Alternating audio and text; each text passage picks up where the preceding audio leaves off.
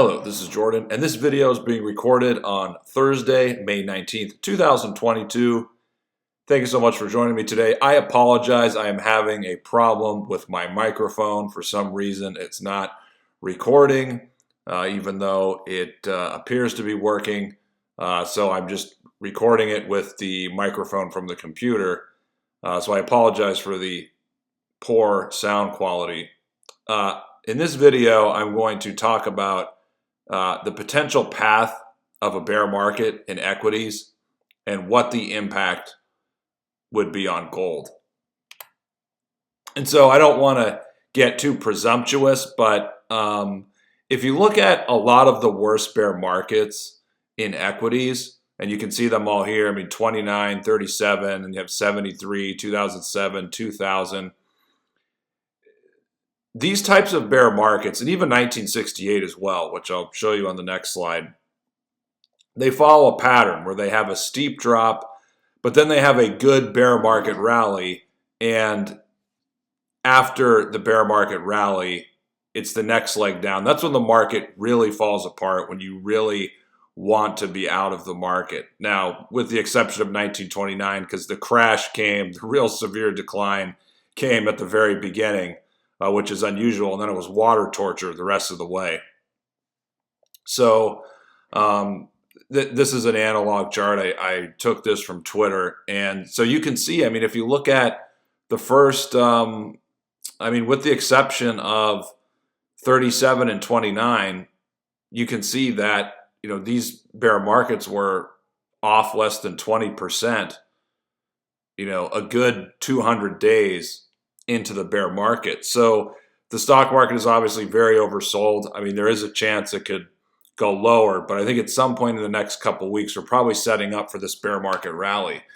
And so I wanted to look at all these bear markets, and I included 1968 as well.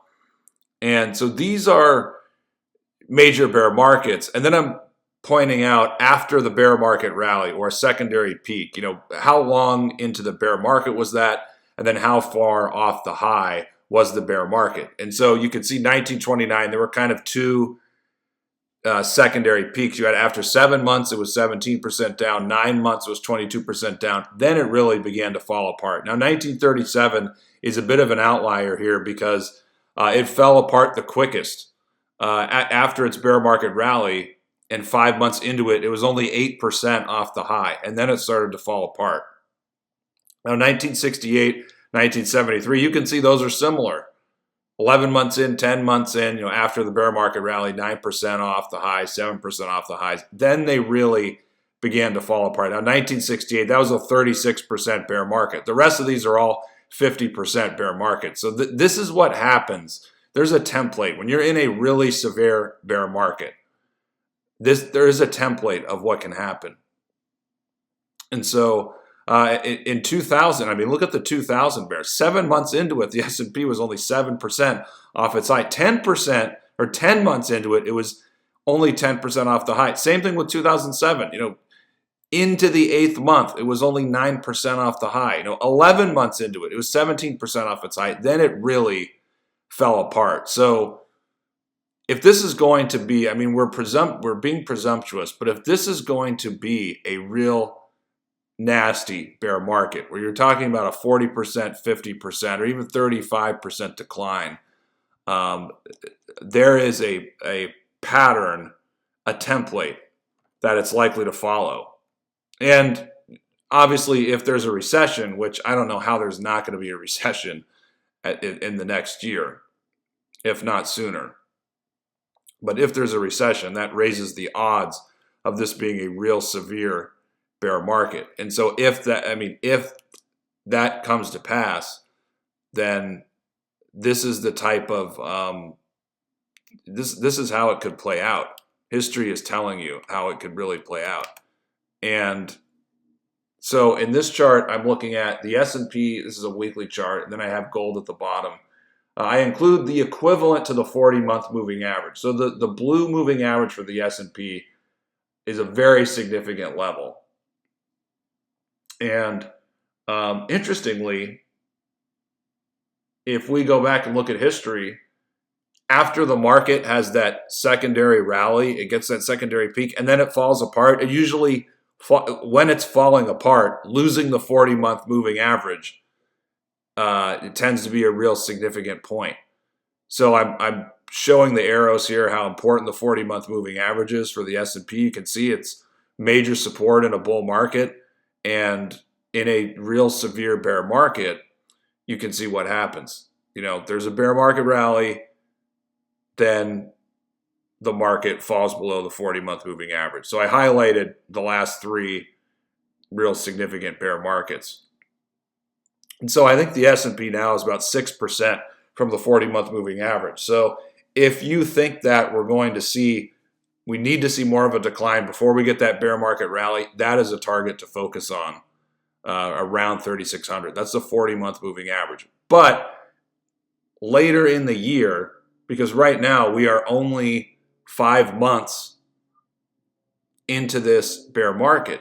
And if we go back here, we can see, other than 1937, you can get a bear market rally for several months before the market really falls apart. And we can see gold at the bottom. If we're looking at 1973, when the S&P fell below its 40-month moving average, gold was already moving up, but it went up another 120% after that point. Now the S&P in early 2001 or late 2000, whenever it happened, losing the 40-month moving average, and of course I believe the Fed cut rates around that time. And so that, a couple months before that, the gold stocks emerged from a historic bottom. Gold started to emerge from its bottom, I think in February or March. So that was those 2 points are very significant. And of course, in 2008, we had the financial crisis.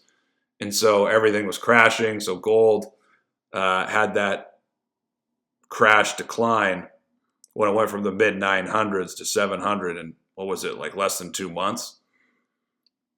And so I think where gold is at this time around, if we see the S&P later this year, it rolls over again and it goes below the 40-month moving average, that's going to coincide with gold really decoupling and outperforming. And the reason for that is the Fed they're going to have to pause. Sure, they're going to be able to do some more hikes. There's going to be some more tightening, most likely. But if we're looking out, 3 to 6 months from now, if we see the S&P rolling over again, losing that moving average, maybe the Fed pausing its hikes will be the catalyst for a bear market rally. But when the market really rolls over, and after it has the bear market rally, like those other ones have had, and it rolls over again, and everybody knows we're in a recession, then the Fed is going to have to be easing. That's when you see gold decouple and really start to move. So that's why it's important to know what's going on with the stock market, because there is this historical path. If you see a recession in the next year and you think that this is going to be a 30 or 40% bear market, or maybe more, there is a historical template for that, and it's telling us what can happen. And again, if the market follows that template, the concern will be, at that point, growth and recession. It may be stagflation, but the Fed, they're going to have to ease if that happens. And again, they follow the market. They will follow the market because bond yields they will have plummeted to pretty low levels. And inflation expectations, which have already started to decline some, they'll be declining a lot more in that scenario. So that's all for this video. I really apologize. I hope I can figure out this microphone situation.